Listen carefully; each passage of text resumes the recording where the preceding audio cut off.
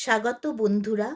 মিনুর গপ্পসপ্পর চ্যানেলে আজ শোনাব সুনীল গঙ্গোপাধ্যায়ের লেখা ছোট গল্প দুই বন্ধু।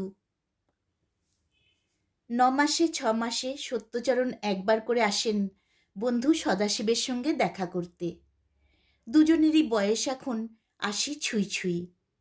সদাশিবের তুলনায় সত্যচরণ এখনও বেশ শক্ত সমর্থ আছেন।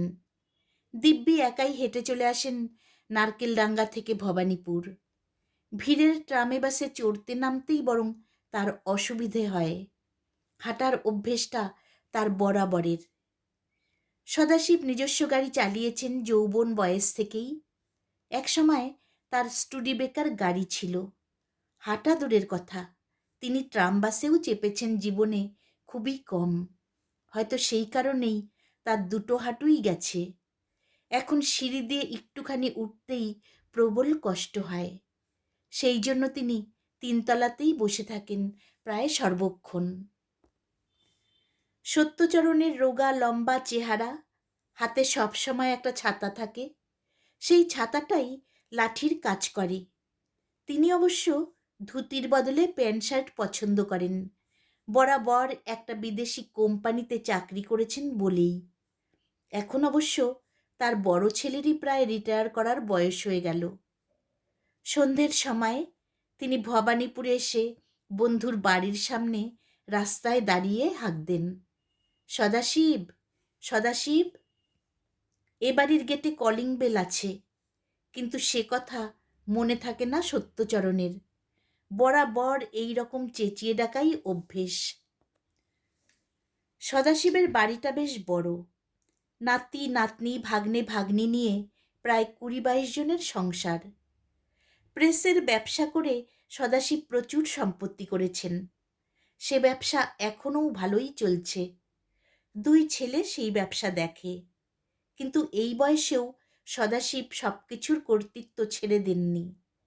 নিজে আর প্রেসে যেতে পারেন না, তবু ঘরে বসেই টেলিফোনে সব খবর নেন, নির্দেশ পাঠান। এখনও ৫,০০০ টাকার বেশি অঙ্কের সই করার অধিকার শুধু তার একার। সত্যচরণকে এ বাড়ির সবাই চেনে, সবাই খাতির করে। তিনি এ বাড়ির কর্তাবাবুর বন্ধু, একমাত্র প্রাণের বন্ধু বলা যেতে পারে। সদাশিবের সঙ্গে সত্যচরণের কোনো স্বার্থের সম্পর্ক নেই, ব্যবসারও সম্পর্ক নেই। কোনো দিন তিনি সদাশিবের প্রেস থেকে বিনে পয়সায় নিজের নামে একটা প্যাডও ছাপাননি। বরং যেদিনই তিনি এ বাড়িতে আসেন ২০-২৫ টাকার একটা মিষ্টির হাড়ি আনেন বাড়ির ছেলে মেয়েদের জন্য। সন্ধ্যের পর সদাশিব বেশ কিছুক্ষণ পুজো আর্চায় কাটান। ৩ তলাতেই ঠাকুরের ঘর। উদ্দাত্ত কণ্ঠে স্তোত্র পাঠ করেন সদাশিব। এক এক সময় তার চোখ দিয়ে জল গড়ায়। তাদের পরিবার আগে ছিল শাক্ত, কিন্তু সদাশিব বৈষ্ণব হয়েছেন অনেকটা। তিনি মাংস খাওয়া ছেড়ে দিয়েছেন। তার শোয়ার ঘরে মস্ত বড় একটা কৃষ্ণের ছবি। এই বয়সেও অবশ্য সত্যচরণের ধর্মেমতি হয়নি। তার পুজো আর্চার বালাই নেই। বাড়ি থেকে না বেরোলে তিনি সন্ধ্যের সময় থেকে এক মনে টিভি দেখেন একেবারে শেষ পর্যন্ত। দুই বন্ধুর স্বভাবে কিংবা জীবনযাত্রায় প্রায় কোনো মিলই নেই। তাদের আর্থিক অবস্থাও একরকম নয়। তবু প্রায় ৫০ বছর ধরে দুজনের বন্ধুত্ব টিকে আছে। কখনো বড় রকমের মনোমালিন্য হয়নি। বেশ কিছুদিন পরস্পরকে না দেখলে দুজনেই ছটফট করেন। ৩ তলার সিঁড়ি দিয়ে উঠতে উঠতেও সত্যচরণ ডাকেন, সদাশিব, সদাশিব। বন্ধুর ডাক শুনলেই সদাশিব পুজোর ঘর থেকে বেরিয়ে আসেন। পুজো শেষ হোক বা না হোক, খুশিতে ঝলমল করে তার মুখ। তিনি হাত বাড়িয়ে বলে ওঠেন, এসো সতু, এসো, এবার অনেক দিন পর এলে। তারপর তিনি বন্ধুকে নিয়ে শোয়ার ঘরের দরজা বন্ধ করে দেন। দুই বৃদ্ধের এমন কি গোপন কথা থাকতে পারে যা দরজা বন্ধ করে বলতে হবে?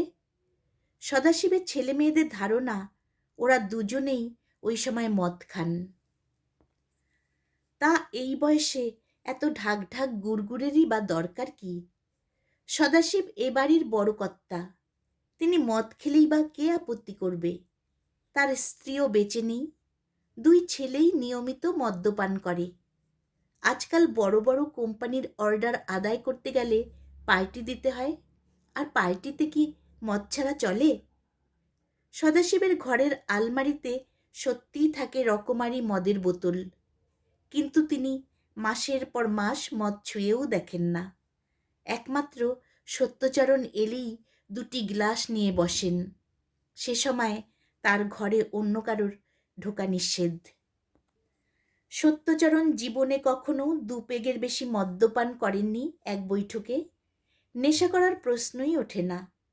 তিনি আবার তো হেঁটেই ফেরেন নারকেলডাঙ্গায়। কোনো দিন তাকে কেউ বেচাল হতে দেখেনি। এত দূর থেকে আসেন তিনি। সদাশিবও তাকে দেখলে যথার্থ খুশি হন। তবু 2 বন্ধুর গল্প করার ধরনটা অদ্ভুত। প্রথমে পারিবারিক কুশল প্রশ্ন, তারপর দুজনের শারীরিক খবরাখবর তো বিনিময় হবেই, তাও বেশ সংক্ষেপে ও মৃদু গলায়। তারপর দুজনেই চুপ। এই বয়সে বোধহয় সামনাসামনি বসলেই অনেক কিছু বোঝাবুঝি হয়ে যায়। মুখে আর কিছু বলার দরকার হয় না। অনেকক্ষণ পর, দ্বিতীয় পেগ প্রায় অর্ধেক শেষ করার পর সদাশিব হঠাৎ বলে ওঠেন, তাহলে ওটা কুকুরই ছিল, কি বলো সতু? সত্যচরণ মাথা দোলাতে দোলাতে উত্তর দিলেন, না হে, অত ছোট প্রাণী তো নয়, কুকুর হবে কি করে? সদাশিব আরও জোর দিয়ে বলেন, অনেক বড় সাইজেরও কুকুর হয়, মনে করো ওটা অ্যালসেশিয়ান। সত্যচরণ বলেন, ওই ধারধারা গোবিন্দপুরে কে অ্যালসেশিয়ান পুষবে? অত রাতে লোকের পোষা দামি কুকুর রাস্তায় ছাড়া থাকবেই বা কেন? সদাশিব ব্যগ্রভাবে বলেন, তবে কি গাধা? হ্যাঁ, গাধাই হবে নিশ্চয়। ওদিকে ধোপা টোপারা থাকে। সত্যচরণ আর কিছু না বলে মুচকি মুচকি হাসেন। এবার তার ওঠবার সময় হয়েছে। বছরের পর বছর ধরে 2 বন্ধুর প্রায় এই একই ধরনের আড্ডা চলে আসছে। শেষের দিকে উত্তেজিতভাবে সদাশিব বন্ধুর হাত চেপে ধরে বলেন, আমি বলছি ওটা গরু ছিল না, গাধা কিংবা কুকুর, এমনকি ছাগলও হতে পারে। সদাশিব ব্যাকুলভাবে বলেন, বিশ্বাস করো সতু, আমি গোহত্যা করিনি, আমি নিজের চোখে দেখেছি। প্রায় 25 বছর আগেকার একটা ঘটনা। তখন সদাশিবের একটা বাগান বাড়ি ছিল মধ্যম গ্রামে। সেই বাড়িটা এখনও তার আছে, তবে বাগান আর নেই, ভাড়া দেওয়া হয়ে গেছে। মাঝে মাঝে শনিবার সন্ধেতে সদাশিব বন্ধুবান্ধব নিয়ে সেই বাগান বাড়িতে যেতেন ফুর্তি করতে। মেয়েঘটিত দোষ তার ছিল না, গান বাজনার খুব শখ ছিল। ওইখানে মদ্যপানের সঙ্গে গান বাজনারই চর্চা হতো। একবার বেশ রাত হয়ে গিয়েছিল, তা প্রায় 11:30 হবে। সত্যচরণকে পাশে বসিয়ে নিজে গাড়ি চালিয়ে ফিরছিলেন সদাশিব। ঈষৎ নেশা হলেও তার হাতে স্টিয়ারিং ঠিক ছিল। কথা বলছিলেন একটু বেশি, সিগারেট টানছিলেন ঘন ঘন। গঙ্গানগরের মোড়টার কাছে গাড়ি ঘোরাতে যাবেন, এমন সময় আচম্বিতে সাদা সাদা মতন কি যেন একটা দৌড়ে এলো রাস্তার মাঝখানে। সদাশিব ব্রেক কষতে একটু দেরি করে ফেললেন। অত ভারী গাড়িতে মরমর করে হাড় ভাঙার শব্দ হলো। সদাশিব হতবুদ্ধি হয়ে গিয়ে বলেছিলেন, কি হলো সতু, কি হলো, কি চাপা দিলাম? একটু দূরেই মাঠের মধ্যে যাত্রাপালা হচ্ছে, পরিষ্কার দেখা যাচ্ছে মঞ্চটা। নাকি নাকি গলায় পুরুষেরা ফিমেল পার্ট করছে। তখনও যাত্রায় আসল মেয়েদের নেওয়াটা চল হয়নি। কয়েক হাজার লোক মুগ্ধ হয়ে শুনছে সেই যাত্রা। তারা ব্রেক কষার কর্কশ শব্দটা শুনতে পেয়েছে। এই বুঝি তেড়ে তেড়ে আসবে দলে দলে মানুষ। সামান্য একটা ছাগল চাপা দিলেও এখন লোকে 100-200 টাকা দাবি করে। পাড়ার কুকুর মরলেও তাদের শোক উথলে ওঠে। সত্যচরণ বন্ধুকে একটা ঝাঁকুনি দিয়ে বলেছিলেন, থেমে রইলি কেন? লোকের হাতে মার খেয়ে মরবি যে, শিগগির স্টার্ট দে। সদাশিব তবু ফ্যাল ফ্যাল করে চেয়ে বলেছিলেন, কি চাপা দিলাম? সত্যচরণ ব্যস্ত হয়ে বলেন, ওটা একটা গরু, শিগগির চল। যাত্রার শ্রোতারা রাস্তায় এসে পৌঁছাবার আগেই সদাশিব গাড়ি স্টার্ট দিলেন আবার। হুশ করে বেরিয়ে গেলেন। কয়েকজন লোক ইট ছুঁড়ে মেরেছিল, তাও গাড়িতে লাগেনি। বিপদ হলো না আর কিছু, কেউ কিছু জানতেও পারল না। তারপর থেকেই সদাশিব নিজে গাড়ি চালানো ছেড়ে দিয়েছেন। বাড়িতে এখন দুজন ড্রাইভার। মধ্যম গ্রামের সেই বাড়িতেও আর কখনো ফুর্তি করতে যাওয়া হয়নি। সদাশিব বিশ্বাস করেছিলেন যে তিনি একটা গরুকে চাপা দিয়েছিলেন, এমন কিছু নয়। বছর কয়েক পরে তার মনে খটকা লাগল, গো হত্যা তো মহাপাপ, তার প্রায়শ্চিত্ত করা উচিত। কিন্তু সত্যই কি সেটা গরু ছিল? সত্যচরণের মুখের কথা ছাড়া আর কি প্রমাণ আছে? গরু চাপা দিলেও পাবলিক রেগে যায়, গাড়িতে তাড়া করে। সেই জন্যই কি সত্যচরণ বলেছিলেন গরুর কথা? কিন্তু একটা ধোপার গাধাকে যদি চাপা দেয়া হয়, সে রাগ করে তেড়ে আসবে না? কিংবা যদি কারো বাড়ির পোষা কুকুর হয়? অনেক সময় পাড়ার একটা নেড়ি কুত্তাও কিছু মানুষের বড় ন্যাওটা হয়ে যায়। সেই কুকুরটা অপঘাতে মরলেও তারা দুঃখ পায়। সেই দুর্ঘটনার কথা সদাশিব এ পর্যন্ত আর কারুকে ঘূর্ণাক্ষরেও বলেননি। শুধু সত্যচরণ ছাড়া আর কেউ জানে না। সত্যচরণও নিজে থেকে কখনোও তোলেন না সেই প্রসঙ্গ। গরু চাপা দেওয়ার জন্য প্রায়শ্চিত্ত করলে তো স্বীকার করা হয়েই গেল যে তিনি গোহত্যা করেছেন। সারা জীবন সেজন্য কি একটা অনুশোচনা থেকে যাবে না? কিন্তু কুকুর কিংবা গাধা হলে প্রায়শ্চিত্তও করার প্রশ্ন নেই, অনুশোচনাও হবে না। একমাত্র সত্যচরণই পারে সেটা ঠিক করে দিতে। কিন্তু সত্যচরণ সেই যে একবার গরু বলেছে, আর কিছুতেই ফেরাবে না সে কথা। সত্যচরণের ছেলের বিয়ের সময় সদাশিব তার বরানগরের একটা ছোট বাড়ি তাকে উপহার দিতে চেয়েছিলেন। সত্যচরণ হেসে বলেছিলেন, পাগল নাকি? তোর বাড়ি নিতে যাব কেন সতু? ছেলের যদি যোগ্যতা থাকে সে নিজেই একদিন বাড়ি করবে। সত্যচরণ চাকুরিজীবী ছিলেন, চিরকাল ভাড়া বাড়িতে কাটিয়ে গেলেন। তার ছেলেও আজও বাড়ি করতে পারেনি। সত্যচরণের ছোট মেয়ের সঙ্গে সদাশিব নিজের মেজ ছেলের বিয়ে দেওয়ার জন্য খুব উঠে পড়ে লেগেছিলেন।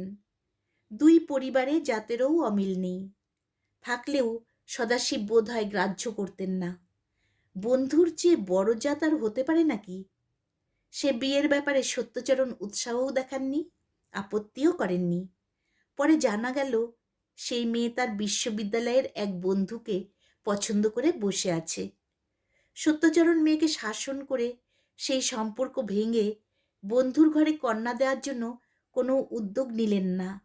মেয়ে সেই সহপাঠীকে বিয়ে করেই দিল্লি চলে গেল। সত্যচরণের মতিগতি বোঝা বড় শক্ত। মাঝে মাঝে সদাশিবের সন্দেহ হয় তিনি গো হত্যাকারী। এই ভেবেই কি সত্যচরণ তার মেয়ের বিয়ে দিতে চাইল না এ বাড়িতে? তার বন্ধু কি তাকে মনে মনে ঘৃণা করে? কিন্তু সত্যচরণ নিজে থেকেই তো আসেন এই বাড়িতে বন্ধুর খোঁজ নিতে। এক শীতকালে সন্ধেবেলা সত্যচরণ আবার নারকেলডাঙ্গা থেকে হাঁটতে হাঁটতে এলেন ভবানীপুরে। এসে দেখলেন সদাশিবের বাড়িতে যেন কিসের হুলুস্থুল। বাড়ির সামনে দুখানা অন্য লোকের গাড়ি। কিছু লোক ব্যস্ত হয়ে বাড়ির মধ্যে আসছে যাচ্ছে। বৈঠকখানায় বসে আছে এক দঙ্গল লোক। সত্যচরণ রাস্তা থেকে বন্ধুর নাম ধরে ডাকবার আগেই সদাশিবের মেজ ছেলে আদিত্য হন্তদন্ত হয়ে বাড়ি থেকে বেরিয়ে এসে বলল, এই যে সত্য কাকা, আপনি এসে গেছেন? আপনার বাড়িতে টেলিফোন করেও লাইন পাইনি, একজন লোক পাঠাচ্ছিলুম। সত্যচরণ বিপদের গন্ধ পেলেন। তবে কি এরই মধ্যে সব শেষ? আদিত্য বলল, আজ বেলা 11টায় বাবার হার্ট অ্যাটাক হয়েছে। কলকাতার সবচেয়ে বড় দুজন স্পেশালিস্টকে ডেকে এনেছি। কিন্তু কি মুশকিল বলুন তো। একজন বলছেন এই অবস্থায় রিমুভ করাটা খুব রিস্কি, আর একজন বলছেন নার্সিংহোমে নিয়ে না গেলে ঠিক চিকিৎসা হবে না। এখন কি করি বলুন তো। এদিকে বাড়ির সবাই আর আত্মীয়জনরাও দুরকম কথা বলছেন। বরদা এখানে নেই, সব দায়িত্ব আমার। এখন যাচ্ছি একজন থার্ড ডাক্তারের ওপিনিয়ন নিতে। সত্যচরণ জোর করে নিজের মতামত জাহির করেন না। তাছাড়া এইসব ব্যাপারে ডাক্তারই ভালো বুঝবে। তিনি একটুক্ষণ চুপ করে থেকে জিজ্ঞেস করলেন, তোমার বাবার সঙ্গে কি দেখা করা যাবে? দেখা করা ঠিক হবে? আদিত্য বলল, এখন ঘুমের ওষুধ দেওয়া হয়েছে, কিন্তু আপনি চলে যাবেন না। বুকে ব্যথার সময় বাবা বারবার আপনার কথা বলছিলেন। আপনি বরং বাবার কাছে গিয়ে একটু বসুন। সত্যচরণ সিঁড়ি দিয়ে উঠে এলেন ধীরে ধীরে। তিনি ভাবলেন, যথেষ্ট বয়স হয়েছে সদাশিবের। নার্সিংহোমে, হাসপাতালে যাওয়ার আর কি দরকার? বাড়িতে আপনজনদের মুখ দেখতে দেখতে শান্তিতে চলে যাওয়াই তো ভালো। তার মনে হলো এবার বোধহয় তারও দিন ঘনিয়ে এসেছে। গরম নেই আর তেমন, একটু বরং ঠান্ডা ঠান্ডা ভাবই পড়েছে। তবু সদাশিবের শিওরের কাছে বসে পুরনো আমলের ঝালর দেয়া পাখা দিয়ে বাতাস করছে তার এক পুত্রবধূ। অন্য এক পুত্রবধূ সদাশিবের পায়ের পাতায় হাত বুলিয়ে দিচ্ছে। এর কোনোটাই দরকার নেই, তবু এসব সেবার চিহ্ন। সদাশিব উইল করে রেখেছেন কিনা তাই বা কে জানে। সত্যচরণ একটা চেয়ার টেনে বসলেন। সদাশিবের দুই পুত্রবধূ তাকে দেখে মাথায় ঘোমটা টানার একটা ভঙ্গি করল। এ বাড়িতে এখনও এসব প্রথার চল আছে। সদাশিব চলে গেলে আর থাকবে না। চিত হয়ে চোখ বুজে শুয়ে আছেন সদাশিব, মুখে স্পষ্ট আসন্ন মৃত্যুর রং। তবে আজকালকার কড়া ওষুধে এই অবস্থা থেকেও অনেকে বেঁচে উঠে আরও 2-4 বছর হেসে কেঁদে কাটিয়ে যায়। প্রায় আধ ঘন্টার মধ্যেই সদাশিবের জ্ঞান ফিরে এলো, কিংবা ঘুম ভাঙল। চোখ মেলেই সত্যচরণকে দেখে তিনি স্পষ্টত খুশি হয়ে উঠলেন। দুই পুত্রবধূকে তিনি বললেন ঘরের বাইরে যেতে। তারা কিছুটা আপত্তি জানিয়েও চলে যেতে বাধ্য হল। সত্যচরণকে আরও কাছে আসার ইঙ্গিত করে সদাশিব ফিসফিস করে বললেন, তোকে কেউ খবর দিয়েছে? সত্যচরণ চেয়ারটা টেনে এনে বললেন, না, আমি আগে খবর পাইনি, এমনিই চলে এলাম। সদাশিব বললেন, আমি আজ সারা দিন তোকে মনে মনে ডেকেছি, তাই তুই আসতে বাধ্য হয়েছিস সতু। তুই না এলে মরেও শান্তি হতো না। দরজাটা বন্ধ করে দে। ওই আলমারিতে দেখ, হুইস্কি আছে, গ্লাস আছে। বন্ধু এতখানি অসুস্থ, সেই অবস্থায় তার পাশে বসে সত্যচরণ মদ্যপান করবেন? এ কি অদ্ভুত প্রস্তাব। সত্যচরণ মাথা নেড়ে বললেন, না, আজ আর ওসবের দরকার নেই। সদাশিব কাতরভাবে বললেন, তুই একটু খা সতু, তাতে আমার তৃপ্তি হবে। এতকাল আমরা একসঙ্গে, আজ তুই শুধু শুধু বসে থাকবি, তা কি হয়? সত্যচরণ দৃঢ়ভাবে বললেন, সে প্রশ্নই ওঠে না। তুই ভালো হয়ে ওঠ, তারপর আবার আমরা একসঙ্গে বসে খাবো। সদাশিব বললেন, ভালো হয়ে উঠব? হ্যাঁ, কিন্তু যদি এ যাত্রা না উঠি, মাথায় একটা পাপের বোঝা নিয়ে চলে যাব। সতু, এখন অন্তত সত্যি করে বল, ওটা কি গরুই ছিল, না অন্য কোনো জানোয়ার? সত্যচরণ চুপ করে রইলেন। সদাশিব মাথাটা একটু উঁচু করে বললেন, সতু, একবার সেদিনের ঘটনাটা ভালো করে ভেবে বল। সত্যচরণ তবু চুপ করে রইলেন। মধ্যম গ্রাম থেকে সেই রাতে ফেরার ঘটনাটা তিনি চোখের সামনে স্পষ্ট দেখতে পাচ্ছেন। সদাশিব দুর্বল হাতখানি তুলে বন্ধুর গায়ে রেখে বললেন, আর কেউ না জানুক, তুই তো জানবি। আমি গো হত্যার পাপ মাথায় নিয়ে পৃথিবী থেকে চলে যাচ্ছি, কিন্তু তোর তো ভুল হতেও পারে। সেদিন অন্ধকার রাত ছিল, অমাবস্যার ঠিক পরের দিন। সত্যচরণ এক দৃষ্টিতে বন্ধুর মুখের দিকে চাইলেন। মৃত্যু পথযাত্রীকে যে কোনো কথা বলে সান্ত্বনা দিতে দোষ নেই। তিনি মৃদু হেসে বললেন, তোর সঙ্গে আমি এতকাল ঠাট্টা করতুম রে, সেটা ছিল আসলে একটা গাধা। কুকুর টুকুর না, গাধা। স্পষ্ট দেখেছি তুই গো হত্যা করিসনি। গাধারা তো এরকম মরেই। একটি তৃপ্তির নিঃশ্বাস ফেললেন সদাশিব। দু চোখ দিয়ে গড়িয়ে এলো জল। একটুক্ষণ বিশ্রাম নিয়ে তিনি তোশকের তলা থেকে টেনে বের করলেন একটা খাম। তার মধ্যে অনেক কালের পুরনো একটি মলিন খবরের কাগজের কাটিং। সেটা সদাশিব ছিঁড়ে ফেললেন টুকরো টুকরো করে। তিনি যে গো হত্যা করেননি তার অকাট্য প্রমাণ এতদিন তার কাছে জমা ছিল। ওই কাগজের কাটিংটা সত্যচরণের চেনা, তার কাছেও একটা আছে। ওই কাগজে ছাপা হয়েছিল গঙ্গানগরের মোড়ে সেই নিহত যুবকটির ছবি।